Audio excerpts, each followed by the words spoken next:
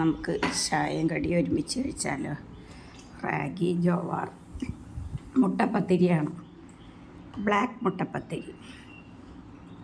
പിന്നെ ഒരു ഉണ്ടല്ലോ, പിന്നെ ഇത്തിരി GI റൈസ് കൊടുത്തിട്ടുണ്ട്. അപ്പോൾ അതെല്ലാം കൂട്ടി നമുക്ക് കഴിക്കാം. ഞാൻ ഹണി ഇട്ട് തേങ്ങാപ്പാലിട്ട് കഴിക്കാനാണ് ഉദ്ദേശിച്ചത്. അപ്പോൾ കുറച്ച് റൈസ് കുഴപ്പമില്ലല്ലോ, ബാക്കിയാക്കി കളയണ്ടല്ല എന്ന് കരുതി അവനെയും കൂടി വെച്ച് ഞാൻ കഴിക്കട്ടെ. വേണമെങ്കിൽ പുളിക്കറി ഉണ്ട്, നമുക്ക്